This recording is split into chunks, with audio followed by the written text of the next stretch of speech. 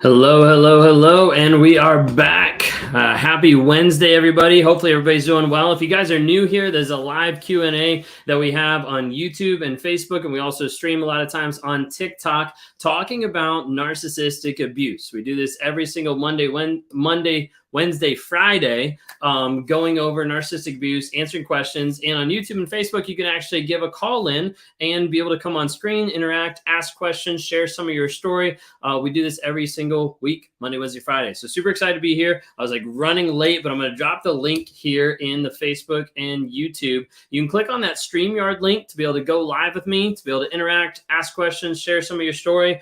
We're coming up on holiday season, right? You know, we got Thanksgiving coming up, we got Christmas, we got New Year's. All this stuff typically happens in following with dealing with toxic people, where you got to be ready for that Hoover protection, because a lot of times what we see is holidays are a fantastic time to be able to come back into someone's life, because why would someone be so mean to like say no to responding to a toxic person? So a lot of times you'll see them come back in.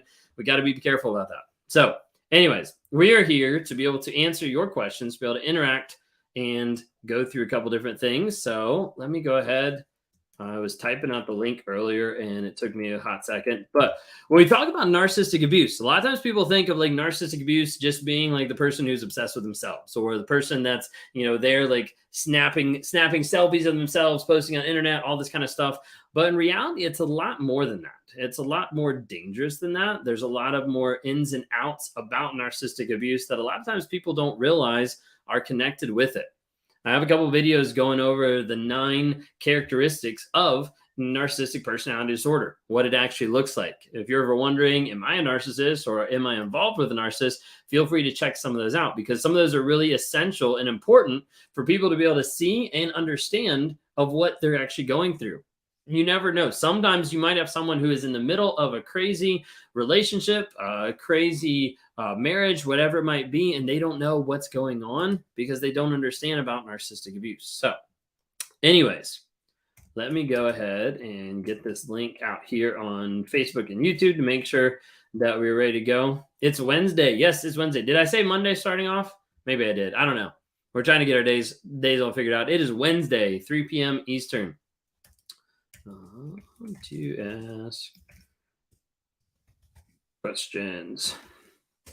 I was like running late because I jumped on this live right after I finished talking. We just had a team meeting with the Raw Motivations team. I just had a finish moment with them because we're getting ready to launch some stuff coming up here with the Clarity Challenge. We've got a couple of testers who are actually jumping into the Clarity Challenge, 45-day Clarity Challenge right now. But we're going to have a new one coming out where it's going to be broadcast to everybody starting December 1st. And then it'll close, and then we'll open it back up January 1st as well. So super excited about that. But that's why we're running a little bit late.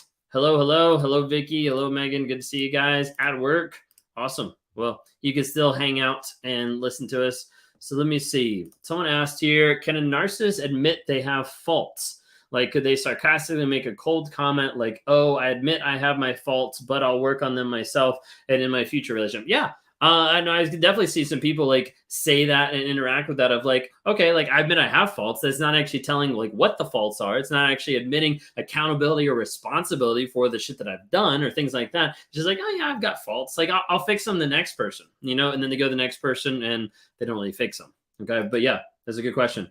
Also curious why a narcissist would bother blocking a victim if they love the supply. If the victim is groveling and begging, why would that annoy the narcissist? Doesn't blocking lessen the supply? So it does. Okay, it does lessen the supply in that moment, but you have to take into account they might already have supply from someone else, or them blocking also makes the person like crazy, makes them pine more, makes them wonder like what's going on, like all these different types of things. And you have to remember, when the narcissist blocks you, then they're still in control. That's why we have videos on YouTube like saying like this is how you block on Instagram or on Facebook if you've already been blocked. You can do the same thing on like TikTok. You can send a message with that person's username, go to their page, block. Like you can block if you've already been blocked. A lot of times a narcissist will block you preemptively because that still gives them the power to be able to come back in your life. So you have to be really careful about that. If they're blocking you already, it doesn't mean that it's always just going to lessen the supply. They might be getting it someplace else, but they're still in control of they can come back in, they can interact with you. So keep a close eye on that. Hopefully you're still in there because I noticed that comment came in earlier. My recent narcissist told me he doesn't want me in his life anymore, cut me off. I don't think he will ever hoover. He already went on a date with someone else. So unfortunately, that doesn't mean anything. Okay. Like it doesn't mean anything that they're going on a date, that they're interacting, or that they're with someone else. At the end of the day, a lot of times a narcissist will come back into your life when they feel like they want to, when they feel like they can get supply, when they feel like the door's open, anything like that. You'll see it happen time and time again, regardless of what's going on. They may be with someone else. They may have a kid with someone else. They may be engaged to someone else. They may be married to someone else. They don't care. Okay. End of the day, it's the ego, it's the entitlement, it's the grandiosity of like, I want whatever I want, so I'm going to get whatever I want. So a lot of times they'll come back in your life. Never underestimate a hoover. So many times people are like, my narcissist isn't going to hoover me. Like, why would they come back? Like, it was so awful. And then like 6 months later, they come back to me and like, yeah, they hoovered. I fell. I went back with them. Now I need help. Break the trauma bond again. Like all that kind of stuff. Like that happens. We see that cyclical. Like don't ever get so confident that they're not going to come back until you make sure that they're not going to come back. Okay. So block, ghost, go no contact. Absolutely essential. Absolutely important. Okay. So go ahead and click on the link. If you're in the Facebook or the YouTube group, you can go ahead and click on that StreamYard link that's on the screen there. You can click that and you can come live with me and be able to interact, ask questions, be able to share some of your story. We'll probably take some questions from TikTok because we're streaming on TikTok as well. And I don't see many questions coming in on the YouTube on this right now. So yeah, I think we went. Yeah, everything works. So anyways, this is a live Q&A, episode 41. Actually, it's crazy. Episode 41, Monday, Wednesday, Friday, that we do these 3 p.m. to ask questions, answer questions about narcissistic abuse. YouTube, Facebook, y'all are slacking. I don't know what's going on with y'all. All right, but anyways, we got TikTok that's streaming here a little bit. What was the question? Do narcissists need time in themselves a lot, for example? So listening to music in a separate room? Not necessarily. Some of that's more of like personality traits.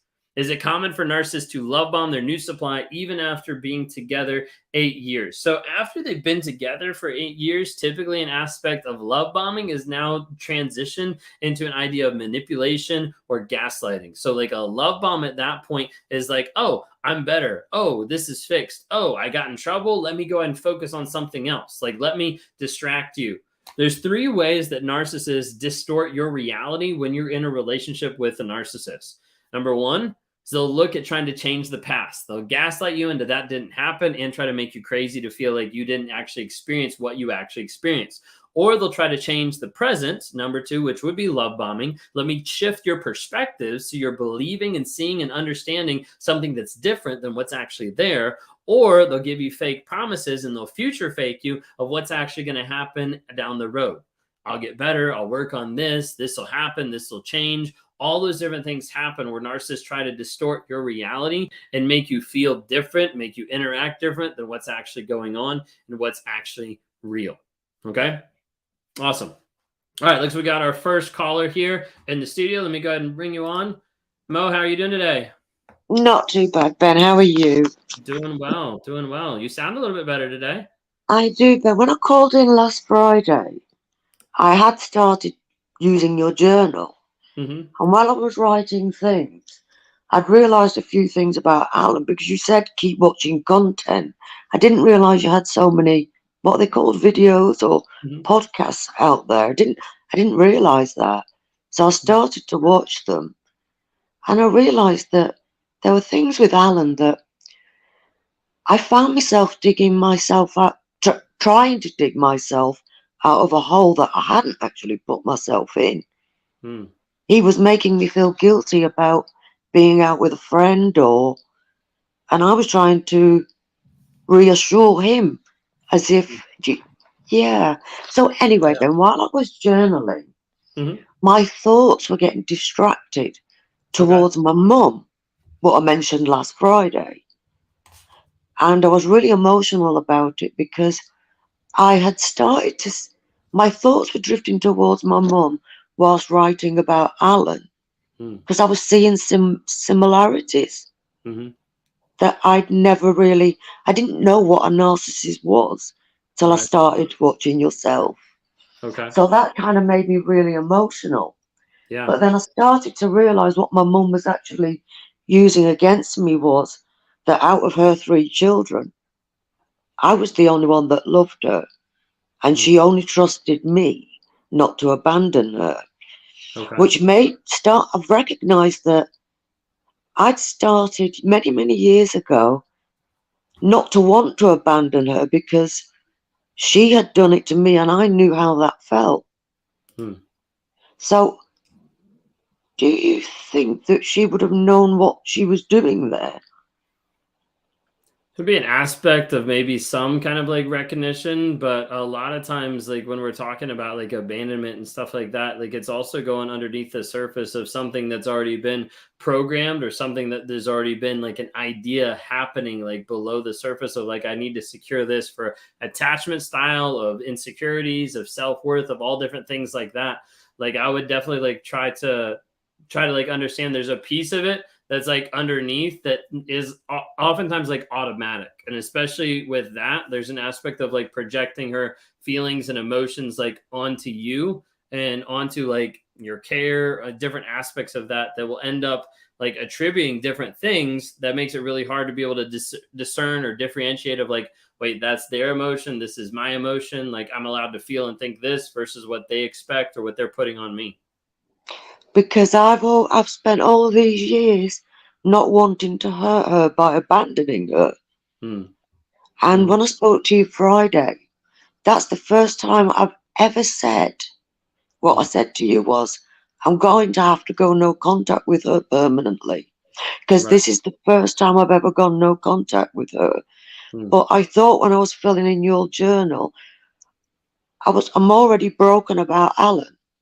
I figured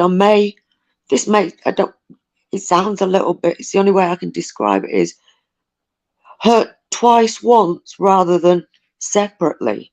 Does that Right. make sense? Yeah, that does. Like in one sense, get all the healing out of the way at one time. You know, Yeah. it sucks. Mm. It sucks. I totally get that. But what you might realize, and what I'm realizing even with like people that I even talked to today, there's an aspect of like as you dive into working through that specific trigger of like say with Alan, you're going to that specific trigger. As you start diving into that more, you start to reduce the hold of that trigger, and it shows you more opportunity of other triggers that you couldn't see before.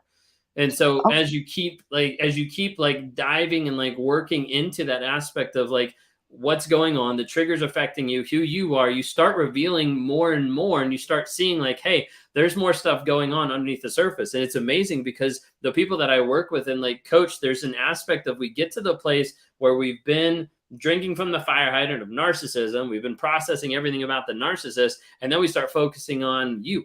That's the whole goal, is we have to get to the place of where we're being honest about what we're feeling, what we're going through, what you're going through, like all that stuff like comes back to you and the stories that you tell yourself. And as you yeah. start to work through that, that opens up. That's when we see the growth like open up. Like it's super awesome. It's super crazy. I think it's really cool that you're engaging with that. Thank you. Thank you, Ben. Yeah, I feel I sometimes sit and cry for a long time, Hmm. because I'm missing them both now. Right. But it's really hard to deal with the emotions that go with that. Hmm. And I don't know the pain, Yeah. but I would yeah, definitely say, like, as you get to those moments where you're feeling those things, number one, feel them. Like, don't hold back. yeah.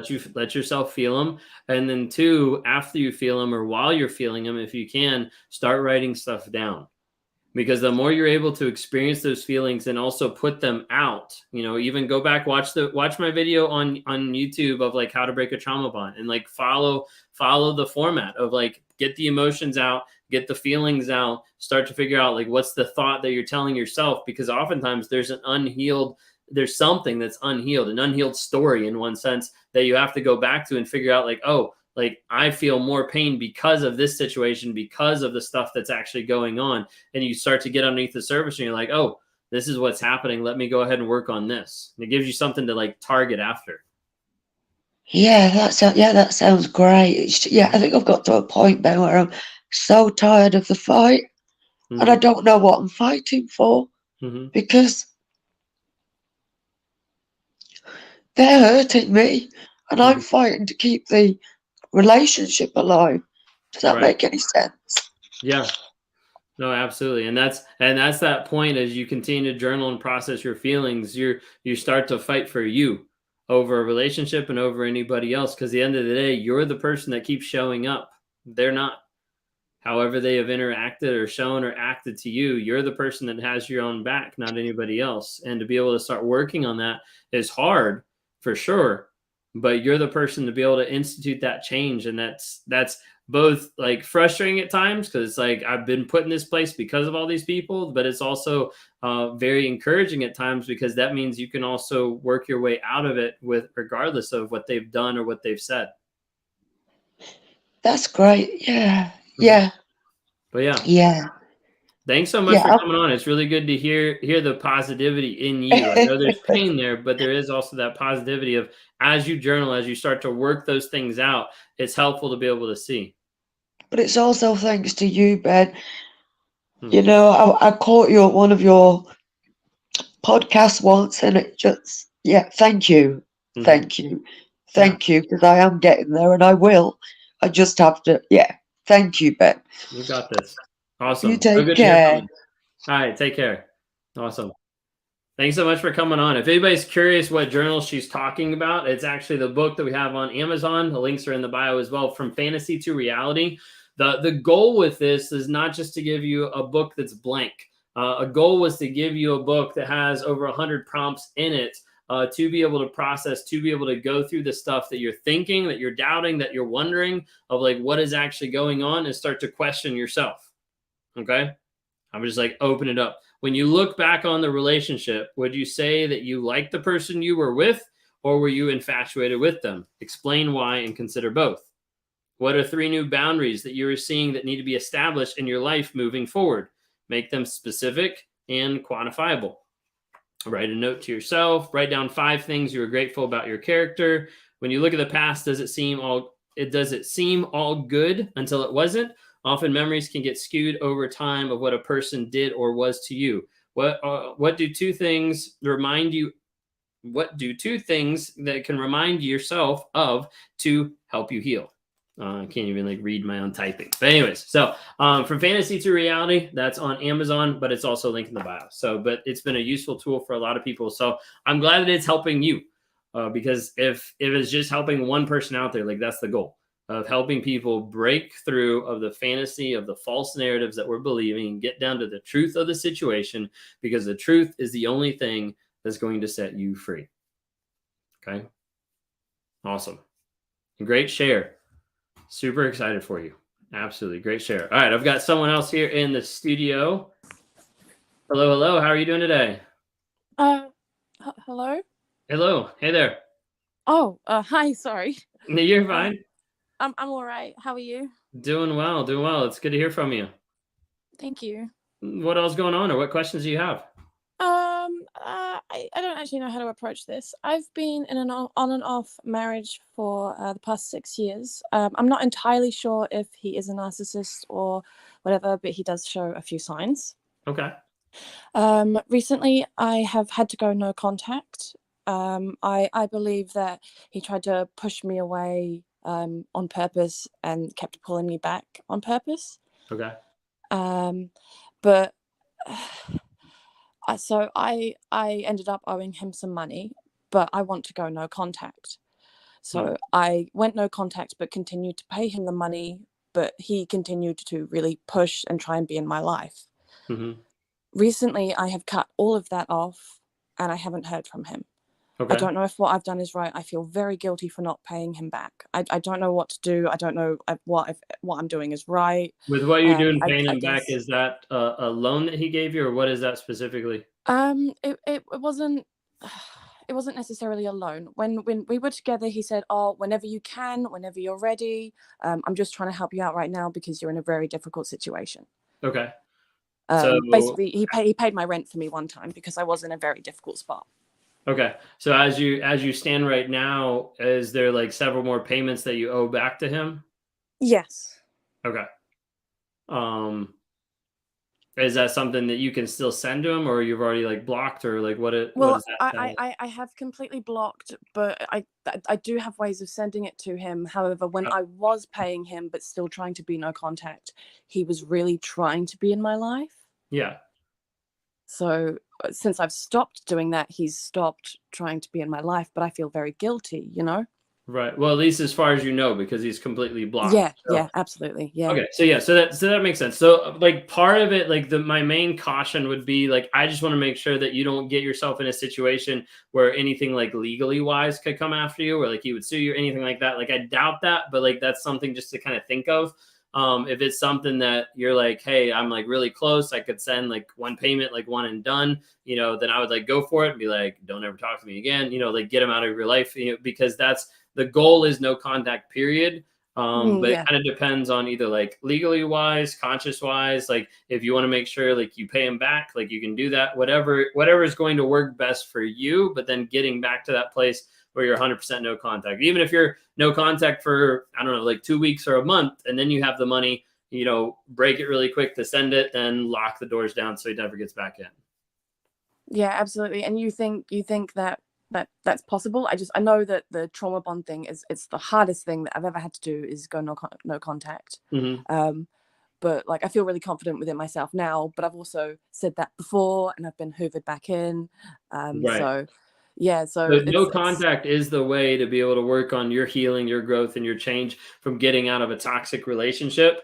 All I'm saying is like, if you need to send the money, I'm not saying you have to, I'm saying if you need to send the money, like either send it while you're still blocked, if there's a good way to do that, or unblock, send it, reblock. And we're talking like you do that in like 2 minutes. Like you would unblock, absolutely. you'd send the money and you'd block right away, because you're not looking for a response. You're not looking for anything from him. You're just looking to be like, hey, this is done. You don't have anything over me. You don't have anything you can come back to me, and I don't want you in my life.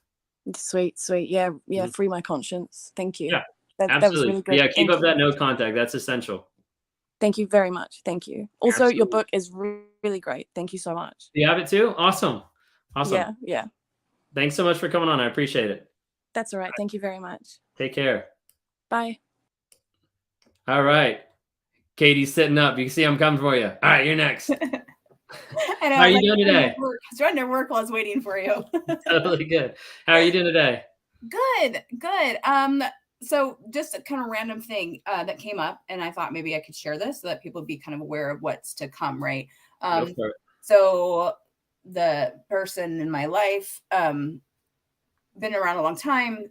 My boys were texting me out of nowhere. My oldest is like, I was just thinking, remember this time and blah, blah, blah, blah, and this happened. He's like, that was weird. He's like, did you know, so I just kind of want to share the message that kids are aware and they will find out, you know, so they're digging up stuff that happened because this person had been like stealing from me and is weird stuff. And they kind of are putting in their adult brains, because they were like 13 and 10 or whatever. So in their adult brains, they're putting together all these pieces and they're like, what, you know, they're having the same sense of awareness that I am going through right now too. I'm like, yeah. So I kind of sent them a message, and I did know all the stuff that was going on.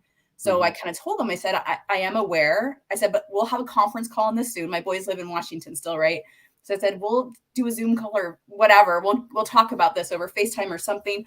At some point, I said, because I can tell you there's a lot of things I did know back then, but what I didn't know was how to get rid of this person. And I said, and that is my childhood trauma of being raised by narcissists that I'm trying to process. I'm like, right. So hopefully, and my oldest son has been great about, and they both have been, the younger one too, maybe a little bit, but they've both been very empathetic and understanding, right? So thank God they still have empathy. But the oldest one is even better about it. But the middle one's, but again, I can see that it's kind of that just they need to grow up, right? The older one, he's 25. He's like, oh yeah. In his adult brain, now he's married and he kind of gets relationships differently than my other son or whatever. So just to kind of put it out there that kids do figure it out. They are aware and they're going to come back and ask you these things, and put yourself in a position that you're proud of the answer you have to give. Because I'm not. I wish I had dealt it different before, right? But now, luckily, I've raised these boys and I'm really close to. And as much as the narc in our life tried to sever that relationship with me and my sons, he wasn't successful. And that was to me, the biggest pain point of our relationship, right? Because I loved my sons and he was insanely jealous all the time. He hated my sons because he was jealous of the love and affection and attention that I gave to them. So it was terrible. So just kind of the thing I like tell people, like, it's going to come back. It's going to come back at you, and put yourself in a position where you're proud of yourself to answer those questions. I identified that as a problem, and here's what I did to correct it. And that's how our entire family moved on. Just hopefully, because I'm going to have to face my sons and tell them, this is what, I knew he was doing that, baby, but I didn't know how to get rid of him. I didn't know because I had guilt, right? I was determined to make sure that this person was given the love that I thought they deserved, because everyone deserves love, but they doesn't mean they deserve it from me. And that's what I'm taking now through life, right? Right. I'm sorry you're broken. Yeah. I'm empathetic to that, but not my problem. Mm-hmm. This one person put this thing one time, it was really funny, and it said, this carnival is way too big for me to keep riding your broke down roller coaster or something like that. It was like really funny. Like, it was just crazy. Right. That's what it is, right? Life is too short and there's too many other options out there. That's awesome. Yeah. So. I love how you phrased it, of like, the kids will come back and ask questions, to make sure you have an answer that you're proud of. Yeah. You know, like, make sure you have an answer that you're like, no, like, I did the best I could given the circumstances I had, you know, and that's all we can do, like, going through that. It's so true. Like, the kids figure out, and the kids like put the pieces together, or the kids turn out to be narcissists. Like, there's not really much in between. I mean, there is, but like, I kind of jest with that. But I mean, there's a huge part of like the kids when they're getting into their like, it even says it in the book, Covert Passive Aggressive Narcissists. Like, when kids are getting into their like 25s, mid to early 30s, like, that's when a lot of times there's sort of like light bulb moments of like, whoa, like, toxic behavior, my parents, like, all this stuff, they're like all of a sudden figure it out. And one of the big cautions, and I'm gonna say this and you can echo it, because I know you've already done this with your daughter, but like, one of the biggest cautions is not bad mouthing and smearing the other parent, because what we found is when people do that, the child will automatically go to defend the weaker parent in that situation. So it's really key of like, say the facts, say this is what they've done, this is what's happened, like, whatever it is, age appropriate, like, all that kind of stuff. But like, don't badmouth the person, just say this is how it is, because you never want to do something that's going to automatically shift the child towards the other person in a toxic way. Because over a period of time, they'll start to put the pieces together. They'll start to understand. They'll typically come back. They'll ask those questions, you know, well, like, what happened? This makes sense now. Like, I don't get this, you know, and all of a sudden you're able to come up with the answers, be like, hey, like, remember, like, this is what happened, or, you know, this is what we went through, all that kind of stuff. But yeah, at some point you can't like sugarcoat anymore, kind of hide it or breeze past it, right? They're going to ask you those hard questions, and hopefully you're at a place where you've left that toxic person and you're able to freely, comfortably talk about it, right? And say, this is what happened. And I apologize all the time, and I can't make it up. I can't fix it. All I can do is encourage them to get help for themselves as well. And we'll see what happens. But I'll tell you, I started seeing somebody, and I am so like aware of everything. I'm like, why did he say it like that? It's a little crazy afterwards, so that's for sure. Crazy. It is crazy. But at this point, this person, he's not overwhelming me. This person has their own life. They don't stop things just to like obsess over me. Like, it's so much space. I'm like, oh, so nice, right? Got to spend time with the person. It's nice to spend time with the person, getting to know them again and stuff. But yeah, I have a friend who keeps me in check. She's like, that's awesome. Are you sure? I'm like, well, just little things. So no, that's awesome. No, it's actually cool. That reminds me. So make sure you sign up for it as well. But we actually have coming up this in December. It's actually going to be on a Sunday because of how stuff fell kind of funky. But December 4th, Ro Fay, Roller Coaster of Love. She's the one that has the course on the app, Healthy Dating After Abuse. She's actually going to be the coach for the month, actually coming inside the NARC app to talk about, you know, dating after abuse and, you know, be able to answer questions and a bunch of stuff like that. So we're super excited about that. But made me think of that since you brought it up. It's awesome. You know what? And I got to tell you, this is really cute. My daughter said something because I was looking at my phone smiling, of course, and whatever. I hate when that happens.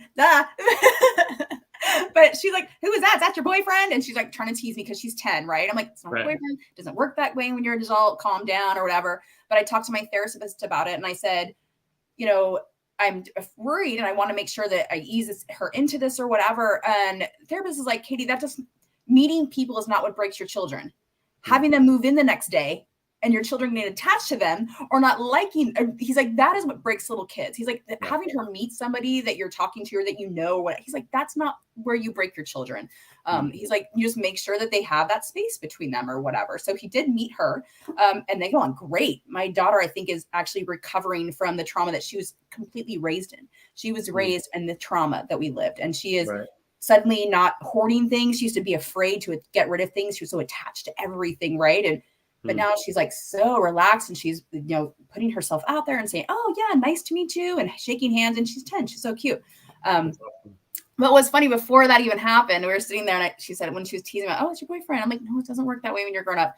And she's like, I was like, but I like him. He might one day be my boyfriend. And she's like, yeah, I think I'm ready for that. Which was so cute because when I first got divorced, she's like, was terrified that I may meet somebody. And she was like, no, mom's never going to date, blah, blah, you know, but that's because her dad moved a woman in her family in like instantly and got this family that she was so but it was really cute. And and so I feel good about it because she was ready for it. She's like, yeah, I think I'm ready for that. Okay, let's try that. Right. That's super cute. Cool. I'm excited for you. That's awesome. Yay. All right. So I just want to share that. Have a story when you have to tell your kids when they ask these questions as they get older, just be comfortable with the answers. Be proud of the answer you can give them. That's all. Encouraging. So good. So good. Awesome. Thanks for coming on. I appreciate it. All right. Talk to you soon. Bye. All right. Awesome. Thanks so much. Some great info. All right. So we've got Amy here in the studio. Let me go ahead and bring you on. Amy, can you hear me? Yes, I can. Can you hear me? Yep, I can hear you. Okay. How are you doing today? I'm good. How about you? Doing well. What's going on? So I'm really grateful for one thing that you've had this show. It's taught me a lot. It's opened my mind up to a lot of things and changed my mindset completely, to be honest. Okay. So it's really, really, really, really helpful. I've been through therapy. I've been through all kinds of things to try to help me, and nothing seemed to like really fall in place of the understanding of how detailed and how it's very like, it's amazing of how your brain can work on their end as a narcissist and then on the other end of like receiving it. Right. So it has just helped me a lot. I like really appreciate it, but it's just in my situation that I'm in, I'm actually trying to go through the process of separation and divorce. Okay. So I'm better in the place where I'm at the moment. It's just going to take time, obviously, with the process. So for my situation for him, he does the hoovering, I think is what you called it. They're going back and forth. And like just actually today, he asked if we're going to work things out again. However, how he asked it was something in a way I wouldn't go back with him anyways, how he asked. Because it was pretty vulgar, I guess you could say. So that's kind of confusing in a sense of like why he wants to work it out, but maybe he just doesn't. He's just trying to get a confirmation, whether if he's talking to someone else, whether if it's just for him. Do you have kids or anything? We don't. Okay. So yeah, sometimes it can be like reaching out, just trying to test the waters and kind of figure out like what's going on the other side. You know, a narcissist oftentimes like doesn't, you know, they can waffle back and forth between not caring if you go and you're with someone else, or a lot of times they'll more often be along the sides of like trying to know if you're with someone because they want to hold it against you, or because they want to either get you back or just mess with you of like the only person that you're supposed to be, you know, magically in love with or anything like that is them, you know. So there's an idea of, you know, you taking charge of your own life that is kind of throwing into the narcissist face of like, I'm not your property. Because a lot of times that's like the thought process. Okay. And then I'm thinking because of the holidays coming around the corner too. Yeah. The holidays, I mean, that's a great time for people to hoover, to try to get back with, to be able to have like more supply, more emotional support, you know, be able to have options. You know, a lot of things like that can happen definitely around the holidays. Right. And I do think one more that it's just more of a like self-image thing as well, that it is like for us to be with family. Like, as me to go home to my family, he's already wondering, like, what am I telling them? You know, what do they know? How much do they know? Things like that. Yeah, absolutely. So yeah, I mean, I've told him already, like, he can do what he wants, like wherever he wants to go, obviously. Mhm. But it's just, yeah, it's just that pull, that pull that he tries to still kind of continue doing, or Mhm. wanting to know my whereabouts, what I'm doing, where, who I'm with. And I Okay. don't reply to, I don't reply Right. to any of it. So I'm sure it drives him crazy. Right. Yeah, no, absolutely. There's that control piece of wanting that control back over you. Mhm. Mhm. No, absolutely. But But yeah, thanks for calling in. I appreciate it. yeah, thank you so much too for your show. I Absolutely. appreciate it. And Absolutely. all your YouTube videos, believe me, all of them. Well, They're thank you. I helpful. appreciate it. Okay, Awesome. thank you. Absolutely. All right. Great shares, everybody. I've got Elise here in the studio. Let me go ahead and bring you on. How are you doing today? I'm good. I've been wanting to talk to you for a while now. I've not wanted to talk about what's been going on because it happened very suddenly. It happened in July. Okay. We have two children together, 16 and 14. My 16-year-old had cancer. He's in remission now, but he still requires surgery. He left at the first treatment of chemo, and that was really difficult. And there was a lot of things going on. I didn't really understand, like his mood swings, and it's like it took these 4 months for me to realize that he is a narcissist, and I think that I am kind of struggling because I know, like, you had somebody on right now and they were saying just make sure that you don't smear the other person, and I really truly don't want to do that, but he kind of showed that to our boys, Okay. knowing that he could walk away, especially at a crucial time. He got an apartment. He's been, like, actively dating, and now he's dating a woman at his job. And because there is this imbalance of power, because I was home with my boys, especially because of the cancer, so I wasn't working, that now he keeps clinging to me, because there's something about his personality, and this is where I'm struggling, is that every time I try to pull away, because he still wants to see me, because I guess he can't have, like, intimacy with the other woman yet. She's it's a cultural thing. That he comes to me, and he tells me that I'm his only person that he can talk to, and all of a sudden I'm having to hear about his relationships and even the way that he kind of manipulates these women, and I'm having this, like, realization that all of the techniques that he's been using on these women, which they're really, really cruel. He uses things like, I want to break her will because she made a promise to God, and I want, it's like it would give me, I don't know, like, I guess it would make him feel good about himself. But because there is this imbalance of power right now, he keeps threatening to want to sell our home, which I worked really hard for, and he just wants to take his money and go, and I just don't know why, and then when I do pull away, he gets very dysregulated.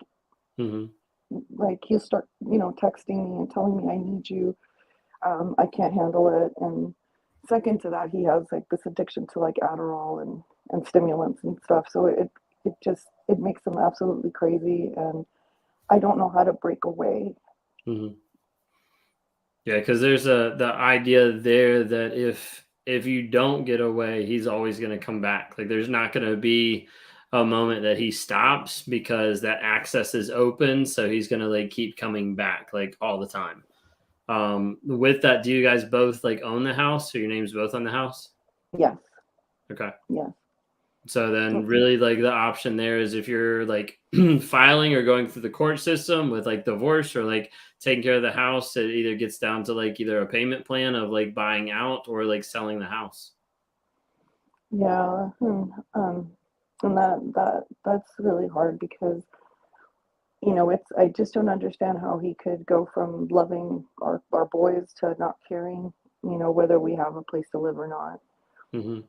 And, but the other thing too is just, I don't know why I keep letting him like have access to me, and I don't know if like I'm mutually like addicted to him, or is it because I'm grieving at the same time and listening to his new, like every woman he tells me all of the things. And So there's an aspect that you're stuck in a trauma bond, and you're thinking that the actions and the things that you're doing are the solution when they're the behaviors that are keeping you addicted. But as a result, there's not really a way that you can break free from that until you start acknowledging the truth that he doesn't care about you, he doesn't care about the kids, and he doesn't care about the home.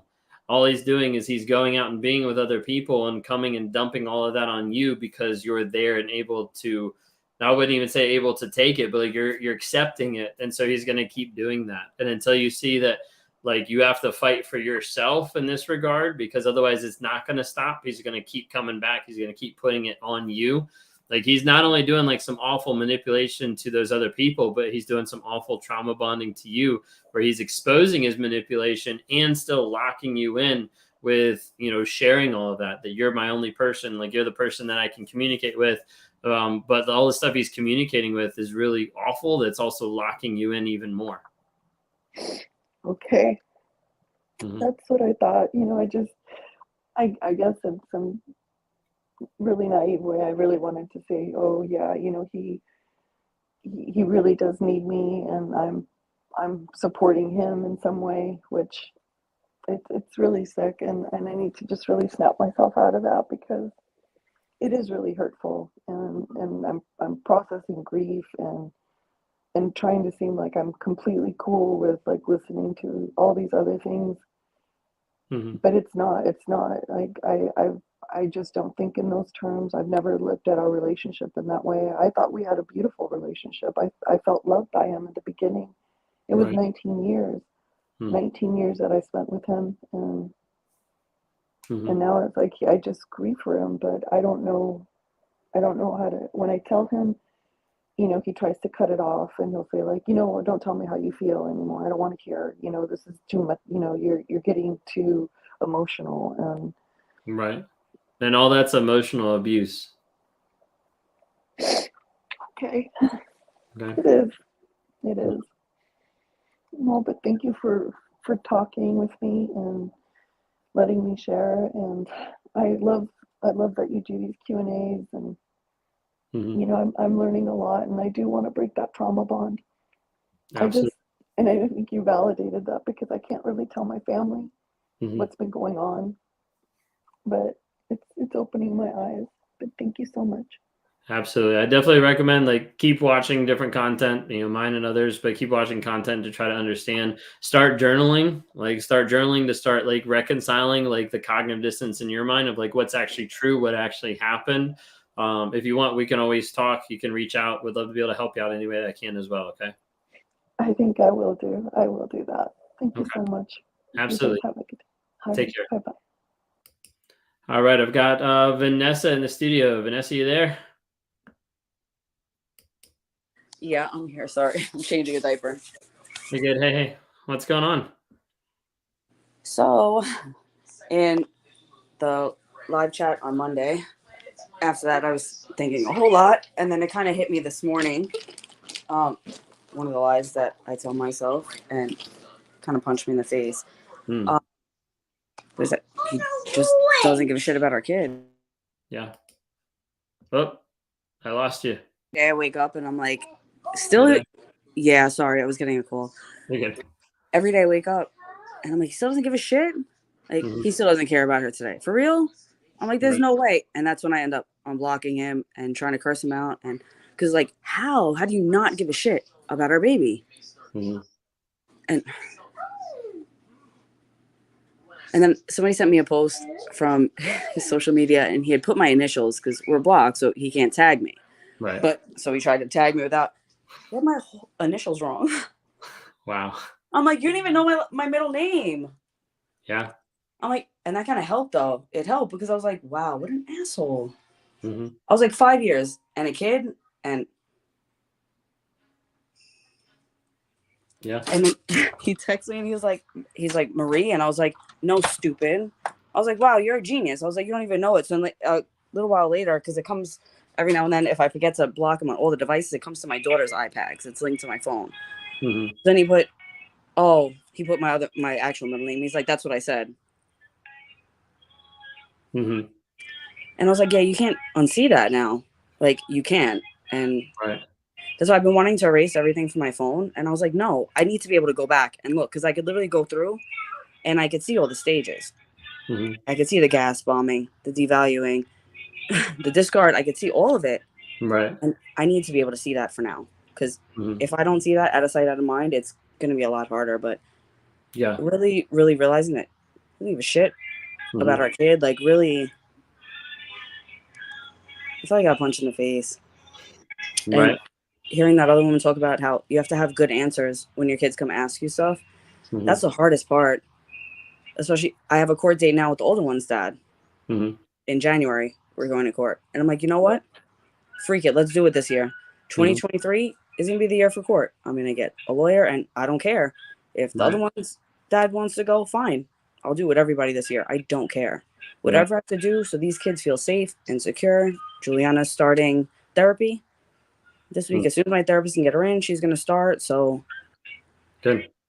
I just want to not feel like this anymore. And the physical symptoms, not a lot of people talk about the physical. Mm-hmm. And it's really hard not being able to use my hands like that anymore, losing a whole career. Right. That has rocked me to the core. And then I sit here and struggle with our daughter. Mm-hmm. And he's living his best life and has nothing to do with his kid. Mm-hmm. Is infuriating. Yeah. 100%. It's one of the worst realities for people to come to, but it's one of the best realities when you realize that radical honesty is so true, that they don't care. And it's not easy, but it's a part of like understanding, okay, like if they don't care, that means I'm the one that does care, and I'm the one that be able to show up, you know?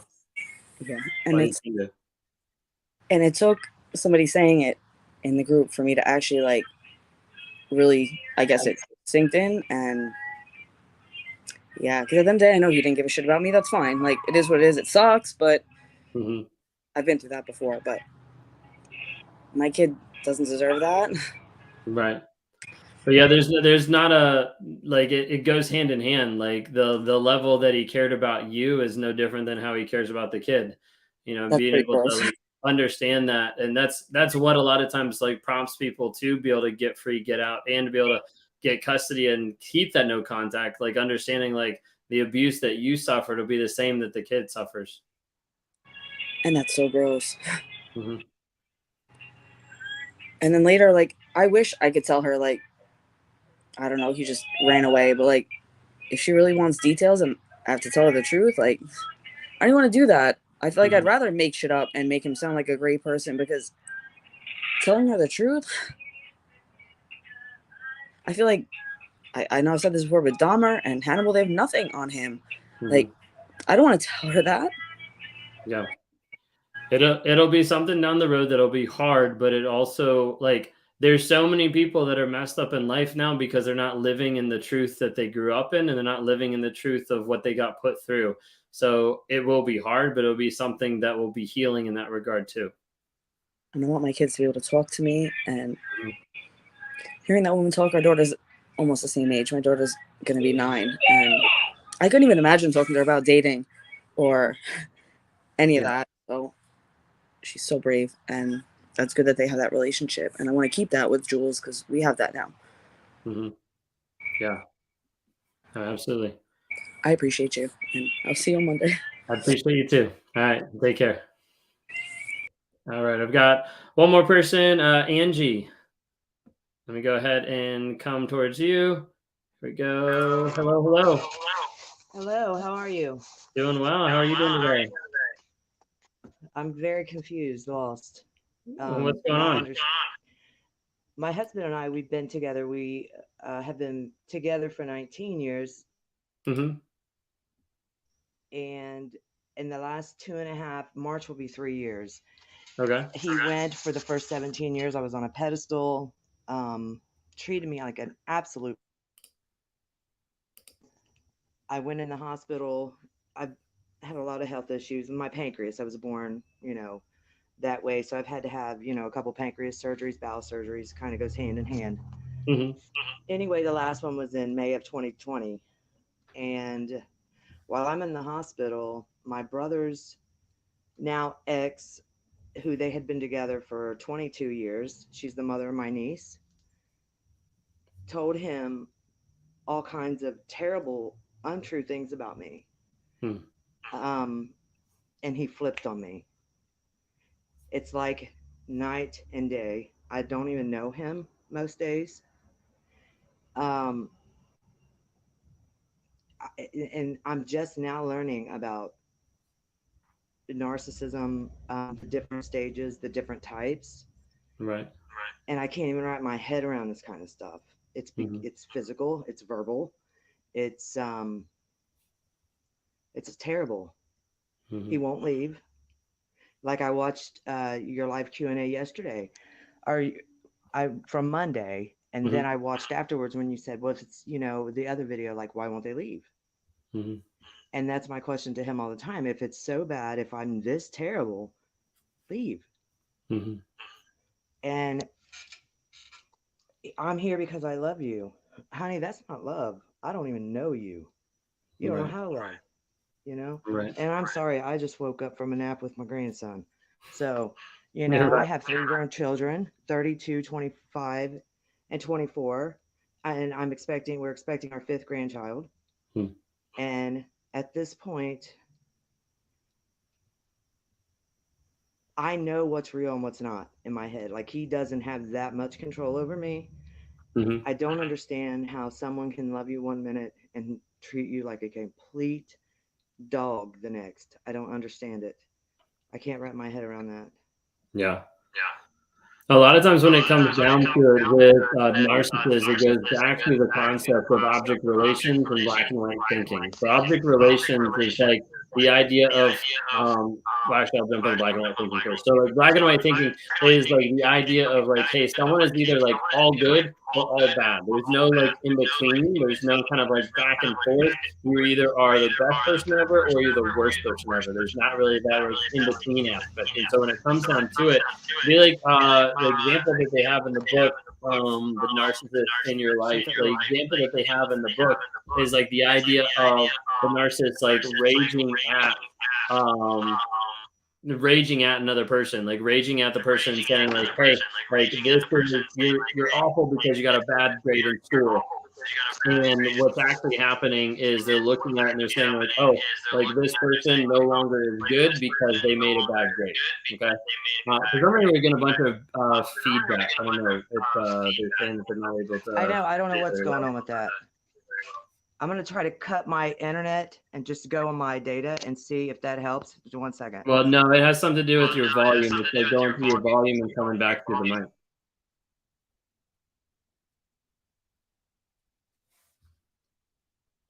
Yeah. All right, looks like it like bumped out. But anyways, so it's going into the idea of that black and white thinking goes along the lines of you're either all good or you're all bad. And a lot of times, like the struggle is with that concept of once a narcissist like switches, everything in the past is completely bad. Like there's not really another option back there. It's all bad. Nothing's actually good in that moment. So you'll ask them like, you know, what about these memories? Don't you remember these good memories? Like, no, like I don't, because it was like all bad. A lot of times that's the switch of like the black and white thinking that'll happen is it'll pop back and it'll switch back of like, hey, this person's either all good, all bad. There's not really like an in between. The hard thing is like for a narcissist is once they make that switch, it's literally like almost impossible for them to make that switch back, especially if they're not self-aware, if they're not actually working on themselves. Like that switch is really hard. Once it's done kind of thing. Yeah. Because I've, you know, before things, he keeps coming in and out. This is him, my husband there. So I've asked him like counseling, like we need something because we're not going to make it. I love you with everything I am. I have, for all this time, I pretty much begged, tried to prove myself time and again, tried to make amends with absolutely zero change with him. When he gets angry, he's not just angry, like he's flipping. You know what I mean? Like to where now to the point where one of us is going to get hurt, if not worse. Mm-hmm. Do you understand? And I Mhm. don't want that. I love him, but if he denies everything is a denial, you know, Right. and tries to throw it back on me like I'm doing this and I'm doing that. Well, you're crazy as hell. I'm here. I take care of my grandson while my daughter works. She's an office manager at her job, and I'm here with him 12 hours a day, and then by then he's home from work. Man, get out of here. That's what I need him to do. Just go. Get out of here with that. Either get help or we're done. Period. Dot. That's all there is to it. That's my kid trying to call in. I just declined her. So anyhow, I don't know, but I can't put up with this shit much longer. Because I'm Right. not crazy and he's not going to convince me that I am.